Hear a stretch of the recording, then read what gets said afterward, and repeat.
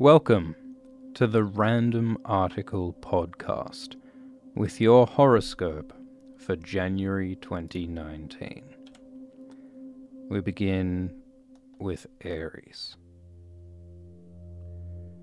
Aries, it's a new year, and as you know, each year, the great serpent god Glycon consumes the earth. It extends its scaled maw to wrap about the small morsel of our world with its wet blue and its green dirt, and a great shadow passes over our continents, and the people in every city and every world cry out in horror and joy as we are swallowed down into the intestinal tracts of the great reptile, and we pass through unspeakable things deep inside the serpent as we are churned and changed and liquefied and re-solidified and re-liquefied again, ground between the digestional stones of this snake, until finally we emerge from the back end of the great lizard, changed from how we went in. Aries, we emerge a little stronger, a little wiser, perhaps a bit more shooketh, but we become more each time we are shat from the great snake. Therefore, Aries, we must acknowledge that this horror and destruction is necessary for the continuation of life. It's not a bad thing that we're swallowed by a snake. It's pretty bad, but it's an essential part of the cosmic cycle. It's better than the alternative. So, Aries, each year, when the scaly form of Glycon approaches, we should not be afraid. We should not cry out. We should not make misguided attempts to escape the serpent's maw. Aries, try to look as appetizing as possible, so that the Glycon will bless us with his maw.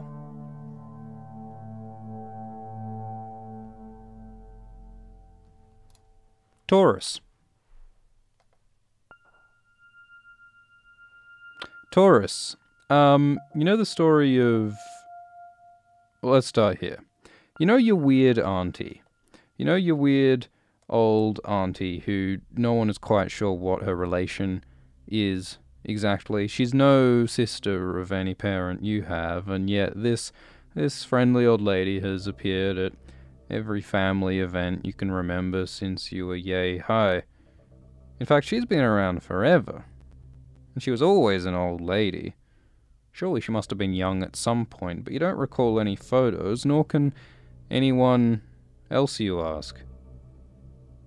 Taurus, who is that old auntie? Well, I'll tell you. Here's the thing, Taurus. You know the story of Amelia Earhart? You know the story of this adventurer who flew into the great beyond, never to return? Taurus, there are people who will have you believe that Amelia Earhart is dead. But it's a cover-up. You see, they're all lying to you, because the reality is, Taurus, Amelia Earhart survived. Here's what happened. She told me. Amelia Earhart, she flew, and she flew, and she flew, and she ran low on supplies, and she was freezing cold, and she got lost. Amelia Earhart, she flew north, further north than she intended. And you know where she ended up? You know where she ended up, Taurus? She took a wrong turn. She went through the tunnel in the North Pole. She went through the hidden well that descends down the secret passages, into the hollow earth, down into the kingdoms of the star-nosed mole men and the dino truckers and the secret snickering mice who secretly control all fruit. And Amelia Earhart, she spoke to these people, and she lived with the kingdom of the Morlocks, and she pranced with the dancing hidden fairies, spelt with an A-E. And Amelia, she learned the secrets of long life. The mole men have all these balms and tinctures which you apply to your mammalian flesh, which on mole men simply make their fur look pretty, but on mammals they extend one's life indefinitely. And Amelia, she had all sorts of adventures down there. She fell in love. She fought in various battles between the termite princess and the golem folk, but eventually she had enough. And Amelia stood up and said one day, I miss the stars, for that's the one thing that the hollow earth lacks. For all of its wonders and beauties and prosperity and immortality, the hollow earth lacks for stars. So Amelia emerged from this paradise, and when you leave the hollow earth, you can never return. You can never look back. So Amelia got in a biplane, which was kindly repaired by the mechanically inclined hobgoblins of the hollow earth. And Amelia took one last flight, one final flight. She flew out of this strange plane with powers and knowledge that no human has had before her, and she flew and she thought, where can I go? Amelia had lived for so long that everyone she'd ever known in her old life was dead. She was a new woman. The very name Amelia Earhart meant nothing to her anymore. In many ways, Amelia Earhart was dead, but this new woman needed a life and a place. She needed a family. So Taurus, Amelia wandered the world. She took on different identities, different professions, lived in lots of different places with different cultures. And you know what, Taurus? Amelia chose to live with your family. Amelia Earhart, this aged princess of the hidden subterranean realms, she found that there was feelings of place and love to be found with your relatives. And so she sort of just sidled her way in, bring some spare snacks to the barbie and, pass the sherry around, and you'd be surprised how easy it is to become a family member. And your mysterious auntie is who Amelia became. Taurus, she may not be a blood relative, but she's been a part of your folk for as long as you can remember. And you're blessed with her presence. Just don't try to finagle her tinctures.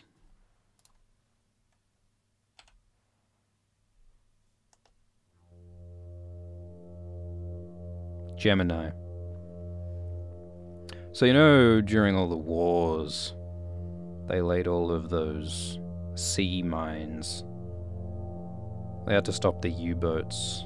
They had to stop the Krauts or the Franks or the barbarians or whoever it was that needed repelling. These great steel stones were sunk into the deep, into the sea. And they did their job. They did their terrible work, providing sudden, explosive death to any sailors unfortunate enough to wander into the wrong undersea territory. But after the wars, after the conflicts were done, after the conflicts were forgotten, after the purpose of the conflagration could not be remembered anymore, after history moved on, after they became pages in a book as opposed to sweat and blood in the present, these sea mines remained, as steely and as deadly as they were when they were first laid. Gemini, some of your feelings are like sea mines. Gemini, you've got these old, hard memories, old grievances of things that happened long, long ago. So long ago you don't remember where they really came from. They don't label sea mines, you see. You got these hard knots of cold and bitter traumas hanging pointy and barbed in the dark down where the sunlight doesn't reach beneath the surface. They're all but forgotten.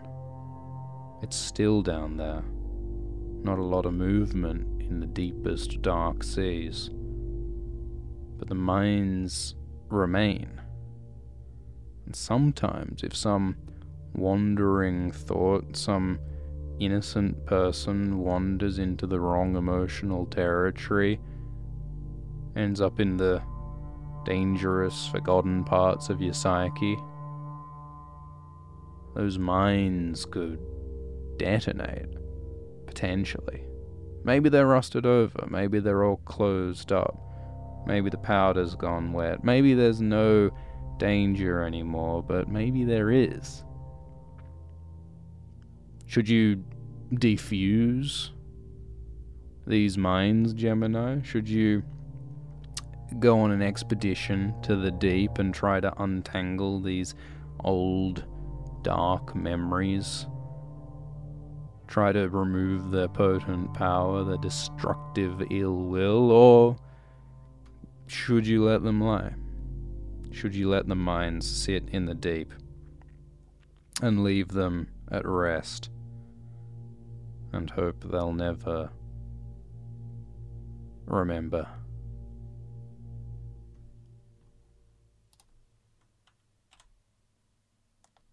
Cancer.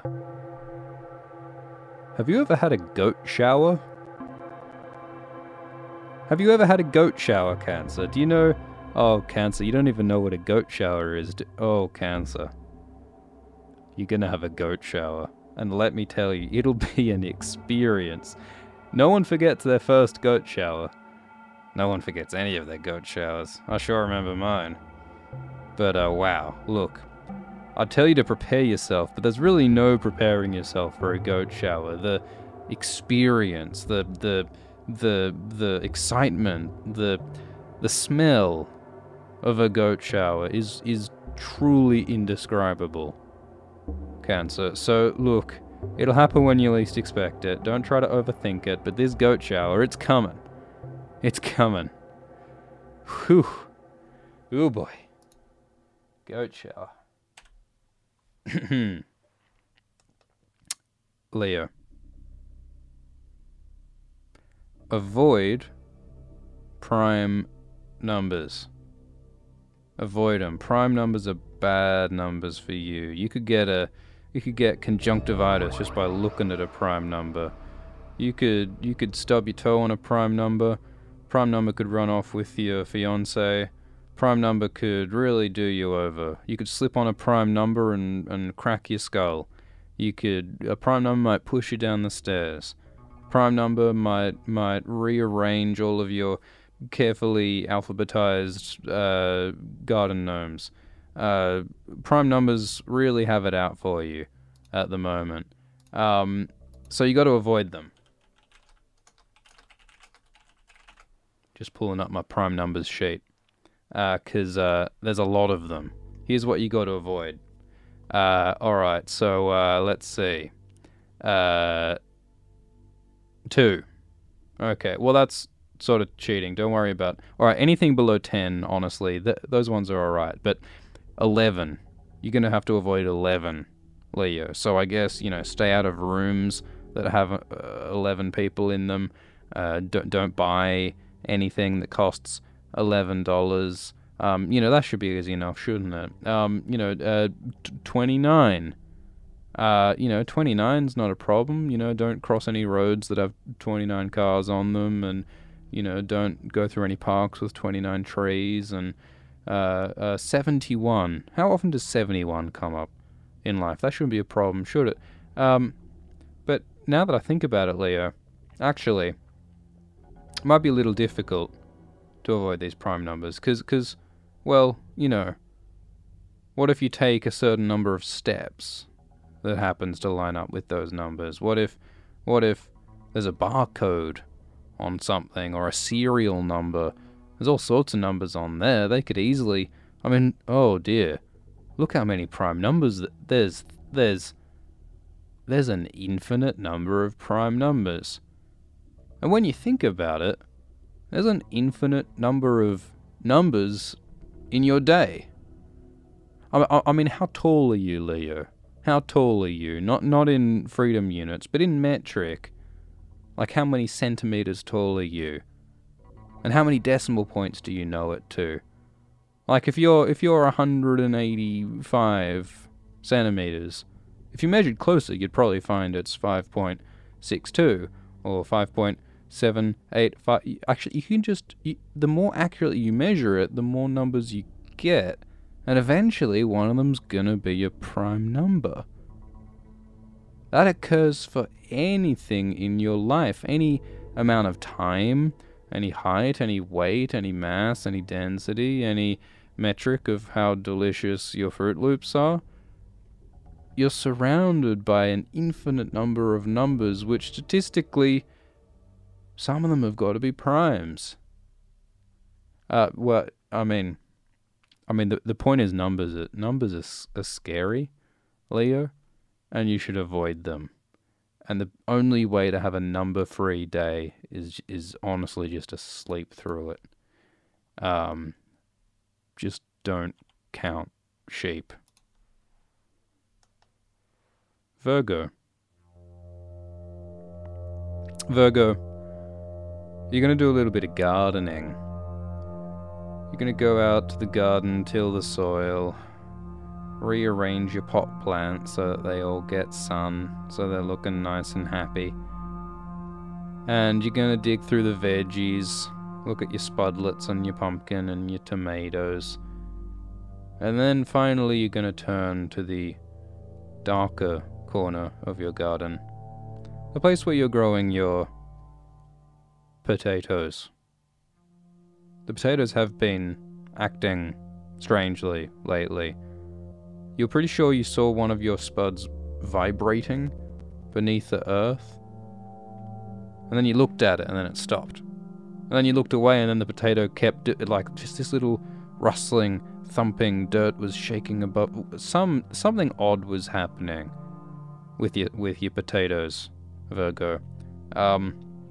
You've tried not to think about it too much, honestly, but now, unavoidably, unignorably, these potatoes are ready to come out. These potatoes are ready to be unearthed and turned into soup, Virgo. So, there's nothing for it. However eldritch these potatoes must be, you got to pull them out one way or another. So, Virgo, you take your trusty tools and you extract the potatoes. And they seem ordinary enough. One of them has these sort of like purple spots on it, though. And potatoes don't normally have purple spots. This is an unusual potato. But look, you don't worry about it. You find yourself trying not to think about the strangeness of these vegetables. You try to live an ordinary life, Virgo. You don't have much patience for the strange. So Virgo, you peel your potatoes, you wash them up, and most of them actually look pretty great. Most of them look pretty delicious, and you're ready to boil them up and, mash them, maybe make a pumpkin soup or something. You're gonna make something great of these potatoes, but finally you come to this purple spotted, anomalous potato. And Virgo, you cut it in half. And inside... well, it looks pretty normal, actually. It looks quite normal. There's nothing purple in here. This is definitely potato. Starchy, yummy potato. The only thing is it's got a little bit of a shininess to it. Like there's some kind of odd moisture that shouldn't be there. So you just sort of wipe off with your fingers, but it doesn't seem to... it's like a greasiness or an oiliness. Sort of a... you know, like a patch of oil on the ground under in like a car park will have a rainbow sheen to it if there's a bit of oil catching and refracting the air. It's like a little hint of that flavor, a little slightly strange haze of aura around this potato half. So you wipe at it and you wipe at it, and it just it's filmy. It's still weird. So you and the effect becomes greater and greater the more you rub this potato. You really just vigorously having a go at this potato, and it becomes shinier and shinier, glassy, almost, like it's damp, but it's not damp. It's reflective, and you polish this half of the potato, and you can start to see your own face in it, and you can see your face, and you polish and polish it, and you're just seized with this need to polish this potato until it is a perfect reflection of you. You can see every follicle in the hairs on your face in this potato. Only thing is, it's a little bit murky, little bit brown, little bit different. And you put the special potato half on your mantle, because what else are you going to do with it? This is, you know, you don't think of it as magic, you don't think of it as strange. Maybe potatoes just do this sometime, whatever. But you're not going to throw out a perfectly good potato mirror.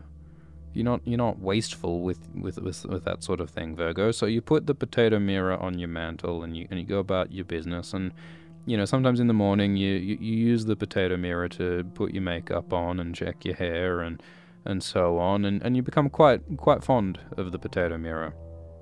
It never needs to be polished or cleaned again. It seems to keep up its reflective tone. The only thing is that sometimes the reflection seems to behave a little oddly. One time you could have sworn that when you looked in the potato mirror, the reflection had purplish eyes. And one time you checked your teeth, and it was like there was this, in the reflection, it was like a purple glow emanating from inside your own throat in the reflection.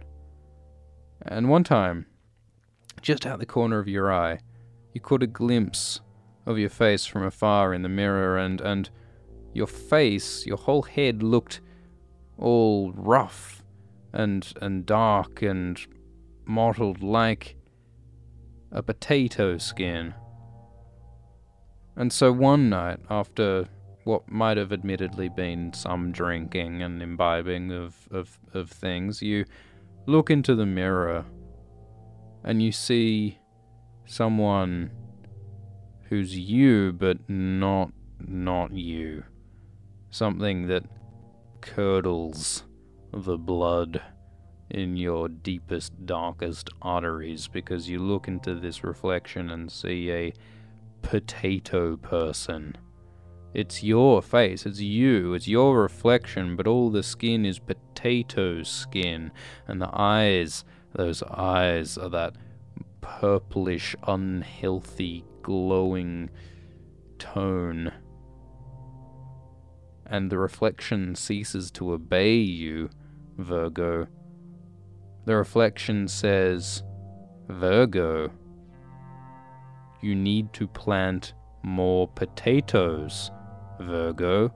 And you say, you just started, you can't speak, you don't know how to respond to this potato monstrosity reflection contortion of you, and it says plant more potatoes. And all night that night, you're just planting more and more potatoes, and finally you collapse. While the sun rises, you collapse into bed, covered in earth and soil, smelling of potato sweat. And you know those dozens of new planted potato seeds out in the garden, you know that every one of them will be unearthed with purple spots.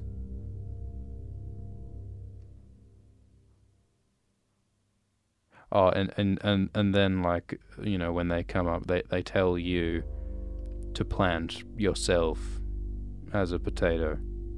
That's what this is all leading up to, obviously. After sort of several rounds of this potato mirror production, the potatoes instruct you to dig yourself a sort of a grave out in the potato patch, and with your hands you sort of get inside and then pull the soil over your face, and the loam closes, and you become a potato.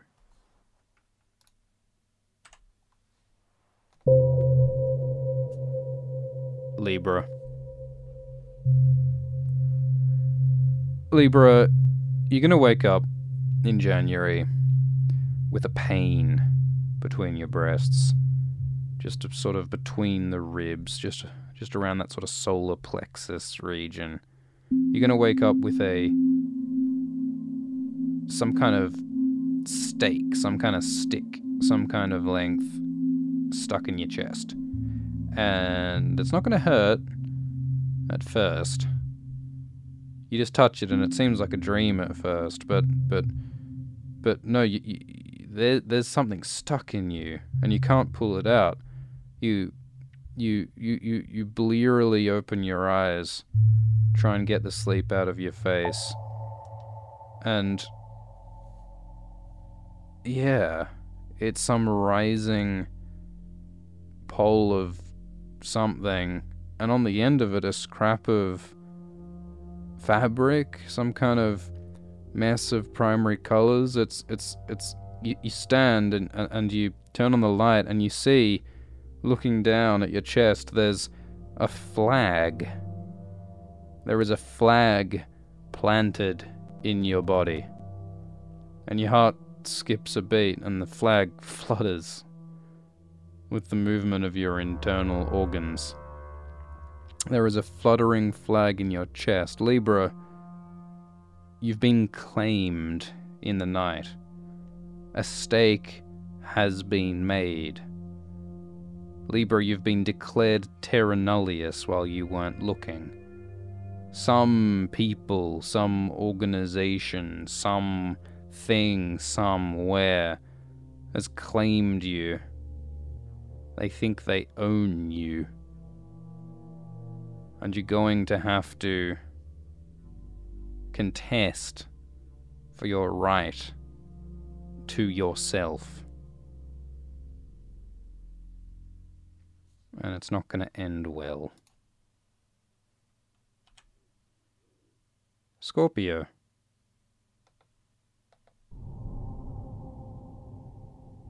Scorpio, as you know, it's been a difficult year for biodiversity.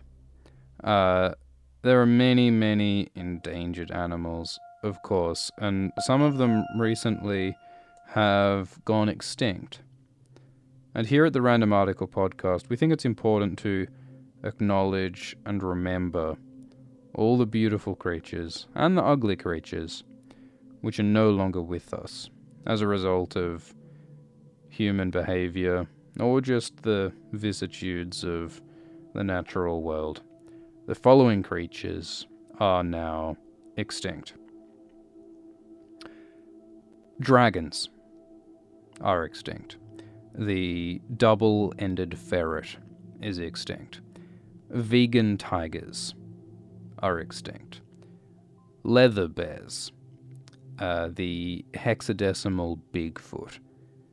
The Californian water zuck is no longer with us. The slinky. White dreadlocks are extinct. The sparkly vampire. The low-fat hippo is extinct. The protocol droid. The wingding. Cardi B. The double rainbow has departed this earth. The uncircumcised forest shroom is no more. The Koopa Trooper, the corner piece on a jigsaw puzzle, the Paleolithic Venus is extinct. The great god Pan is dead. Strawberry-flavored lip gloss, ginger people, the internal rhyme, the infernal lime, the nocturnal thylacine. The albino chameleon is extinct. The non-Newtonian pangolin. Bow Wow. Smashed avocado. Slow zombies are extinct. Fast zombies are extinct. The boom bap fruit bat. The hipster echidna. The Corinthian column. Slender Man is long dead. The pygmy elephant man. The lapsed bear is extinct. The headphone jack. The Zumbini. And Florida Man is tragically extinct. Tune in next year for another report of the year's extinguished animals, and may we pray next year's list will be shorter than this one. Sagittarius, when you wake up in January, you will be trapped in a cage, in some kind of rusty metal enclosure. You'll try to squeeze between the bars, you'll try and find a door and exit, but it's all welded around you. There's no escape from this cage that you're in. And it's uncomfortable because there's not even a floor or corners or walls. It's spherical. You are stuck inside a spherical prison. And at first you are drowned in misery and helplessness. The prison guards, such as they are, dressed all in black with no distinguishable features, no words, no communication. They just bring you nondescript food and keep you alive, but there's no escaping this prison, it seems. This spherical prison. And so for some weeks, you lie there at the mercy of your captors, without hope of escape. Until one time, out of a mix of desperation and boredom, you try to climb up to the top of your spherical cage. It's maybe twice as tall as you are.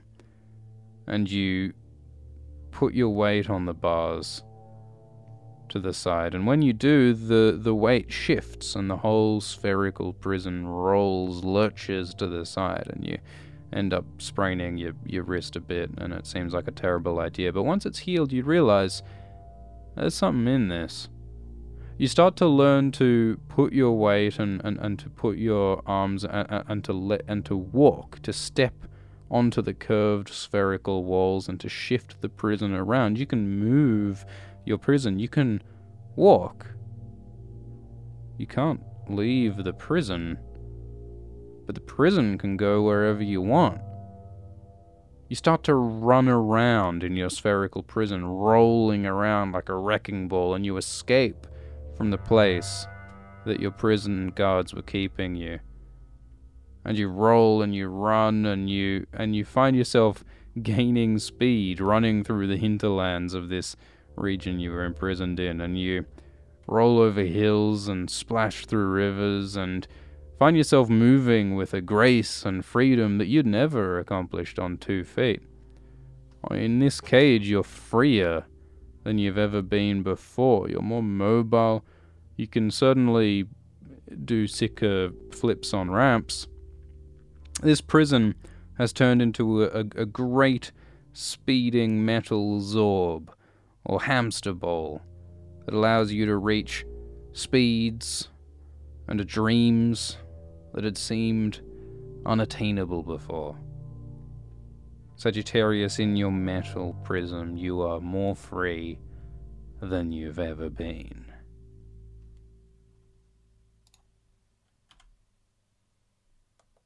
Capricorn. Capricorn, did you ever hear the story of the kingdoms of the Green Lake?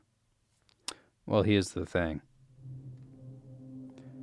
There was a green lake, and the people who lived around it were pretty unimaginative with names, because they both called it Green Lake. They were from very different cultures, very different societies, but they both independently came up with the name Green Lake. It was, in their defense, a distinctly green lake. But anyway, there were the North Lakes and the South Lakes. The fiefdom of the North and the fiefdom of the South. And for many years, these fiefdoms were in terrible conflict. Terrible wars were waged, and men and women were hacked apart with stone axes, and witch chiefs would conduct terrible sorceries and curses, bringing down famine and horror upon both fiefs. And both sides hated the other, but both sides recognized that something had to be done. Some change had to be made, lest they destroy both of each other. So the people of the North and the South came together, and they agreed that a different process would be enacted to conduct warfare. From now on, each member of each fief, each day, would pluck one hair from their body and place it at the center of their respective fief. And these piles of hair would grow over time. Every day, everyone from the children to the blacksmith to the witch chief to the local pog salesman would all place their hair into a great mound, and the witch chiefs would shape them. They would whisper to them.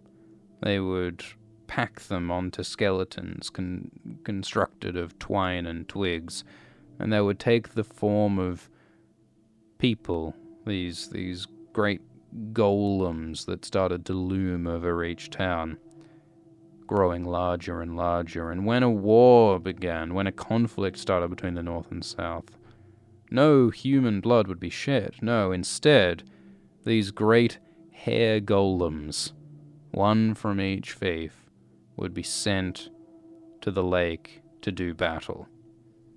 And whichever golem, magically enchanted by the powers of the witch chiefs, whichever golem would beat the other into submission and throw it into the lake, whichever succeeded, that fief would be deemed the winner of the war, and no human blood would be spent. And this went on for many years, generations, centuries, some say, with every conflict solved by golem battle. But eventually, calmer philosophies prevailed, and these two fiefs entered a period of mutual interdependence, peace.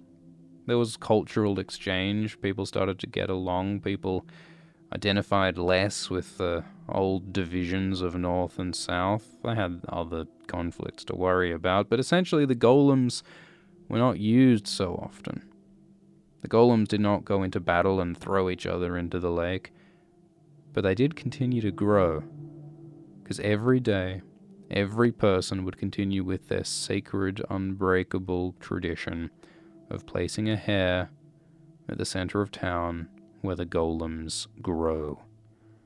And over the generations, over the peaceful, bloodless generations, these golems grew larger and larger. The witch chiefs made them stronger, whispered more secrets into their hair brains, and these great dark monstrosities started to loom like mountains over each fief. They were so tall that they'd blot out the sun at a certain time of day. And they grew so large that people began to fear, what would it look like if such titans marched to war? But they thought that, well, we're in peace. There's no worry, we're in peace. We don't war anymore. But a witch chief died. Some say it was a natural misfortune. Others say that a natural misfortune can't cause one's still beating heart to be wrenched out from one's throat during an otherwise ordinary Sunday stroll down by the lake. But one way or another, the death of this witch chief led to something thought unimaginable for years, warfare between North and South. And that meant that the Golems would march again. After all these years, the Golems were released once more, and they strode, shaking the earth with each giant hairy foot, knocking down buildings in each fief from which they emerged, because everything was built up around the Golems at the center of town. No one had to make way for the Golems in years. The streets were too narrow for them to pass, certainly not for Golems of this size. Golems so colossal, they'd never been seen or imagined when the cities were being... The point is that town planning needs to afford room for marching hare Golems, obviously. So anyway, the Golems left their respective fiefs in much disarray, breaking aqueducts and spilling fresh water in with the salt and stomping on people's favorite pets and creating all manner of calamity in the fiefs which they were meant to protect. But anyway, the Golems marched down to the lake, and the people of both fiefs were terrified. They immediately regretted the conflict that was brewing, because they thought, if the Golems would cause this much damage to each of our homes, what horrors, what violence will take place at Green Lake. And so both sides, both fiefs, came together and watched from opposing sides of the lake. They watched from the green, gently lapping shores as these two titans clashed. They came together with a wet, hairy thump that seemed to put a crack in the earth itself. And the two Golems began to wrestle, mightily pushing each other to the ground, vying for supremacy with damp thumps, because it's hard to keep hair dry when it's left in piles in open-air town courtyards. And the Golems fought, and then they, well, hang on. They don't seem to be trying to hurt each other very much. They're more just sort of grappling and grabbing and thrust. Oh, hang on. Some of the local village folk cover the eyes of their children with their hands. For the two Golems, bred over centuries for the purpose of war, had decided that they'd much rather make love. And the two giant, hairy Golems make loud and embarrassing sex in front of everyone of both fiefs. And people think, oh, all right. And some people sort of wander off, and some people sort of watch with a little too much enthusiasm. And basically the Golems, once they're finished, they sort of plod sweatily away from the lake, away out into the crags where no one lives, and they start a little family, and the mama Golem gives birth to a little baby infant hareling, and they just live in peace, and they just photosynthesize and grow into a whole colony of hare Golems. And the people of North and South, they take the example of the Golem folk, and they realize that, well, maybe we don't need to fight each other at all.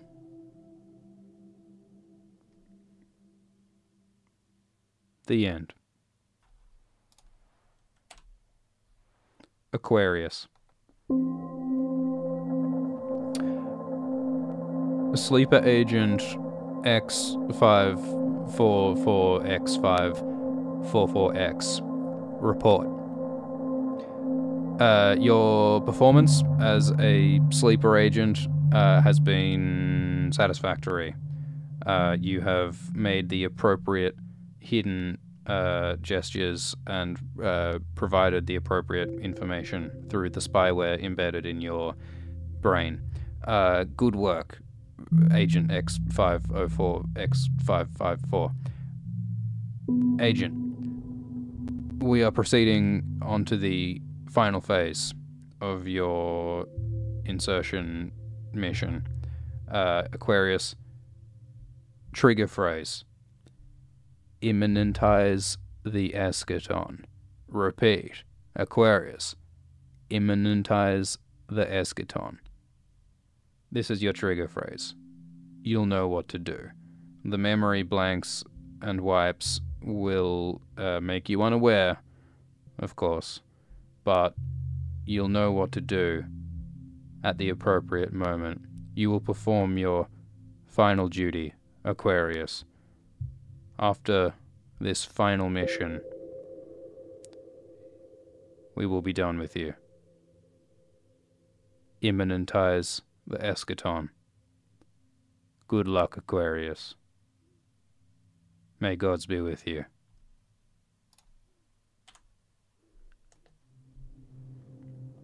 Pisces, you're going to take up knots.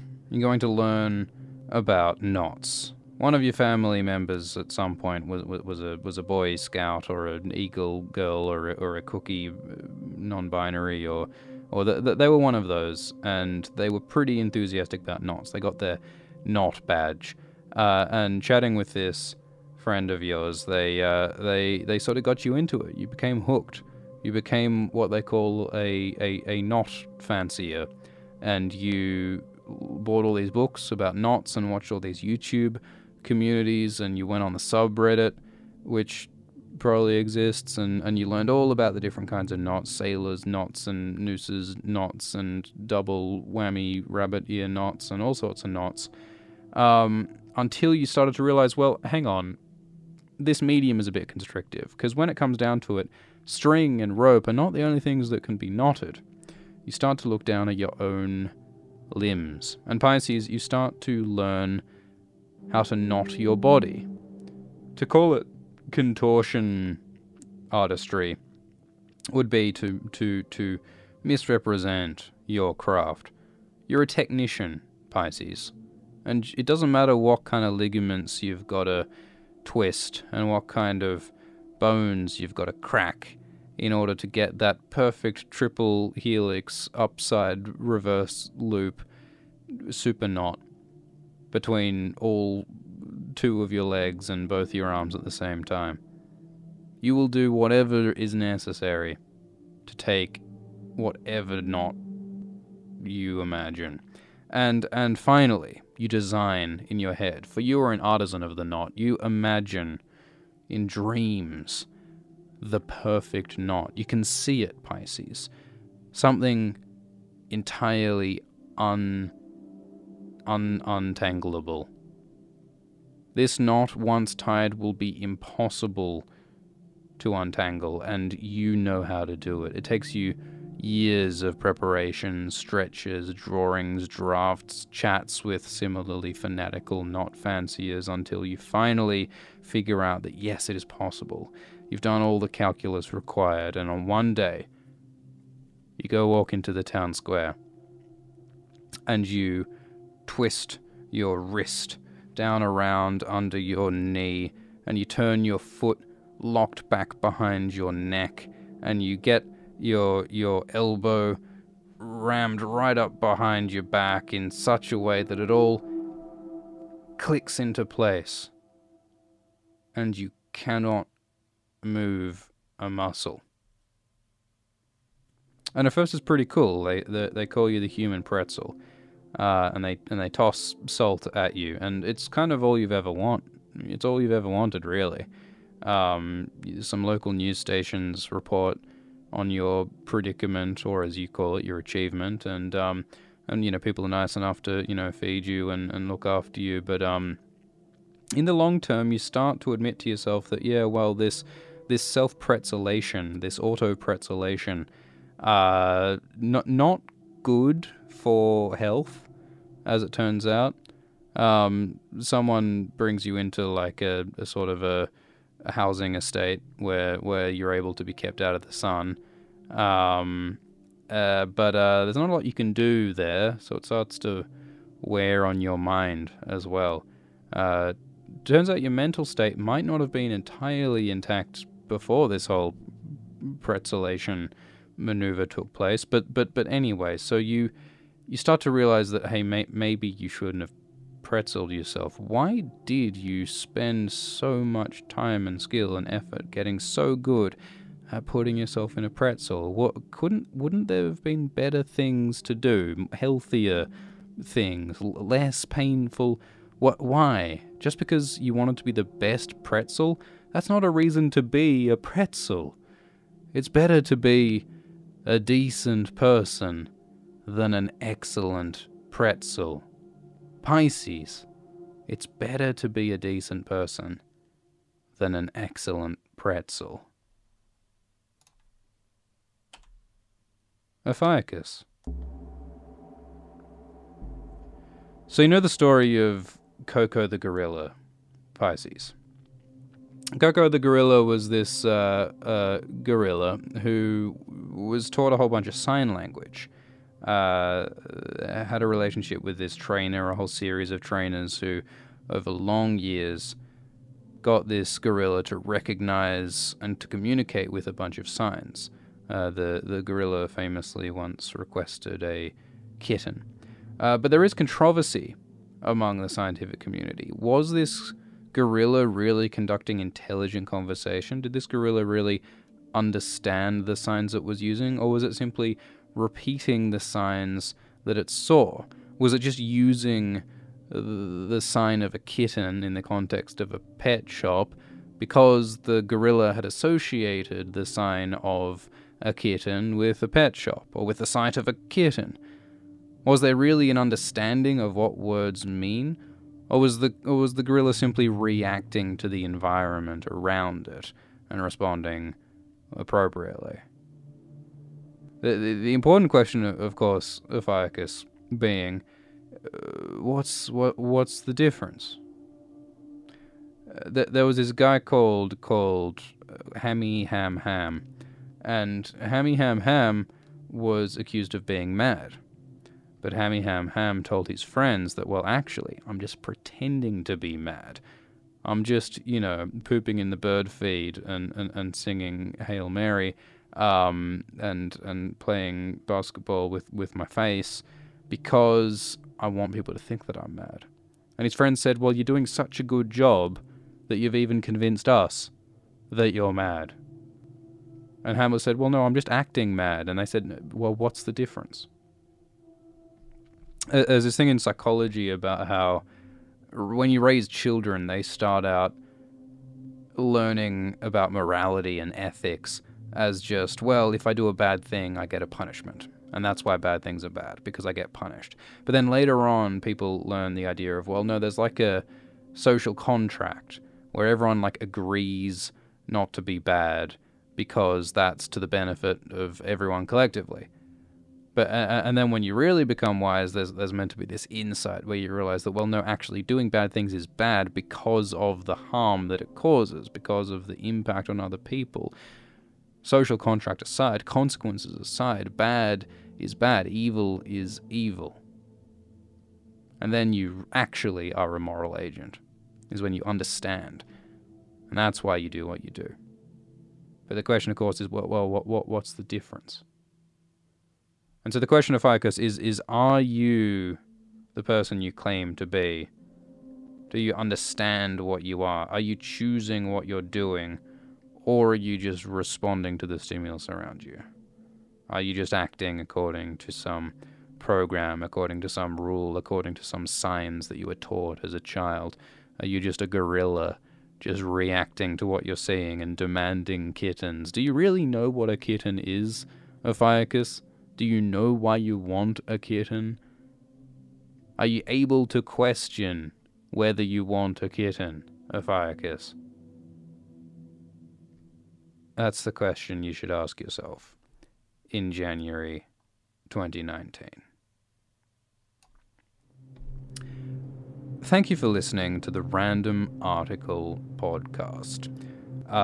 We request that you make a special ritual today by going to the Great Spirit iTunes and giving an offering of 5 pointed stars, of course being the most sacred kind of stars, and thereby the sacred aura of the Random Article Podcast will be extended to cover a slightly larger part of the cosmic tubes that interconnect the sponge of the great hive mind that we call Gaia, aka G-Easy, aka Lil Blue. Thank you for listening, and we will horoscope you in the future.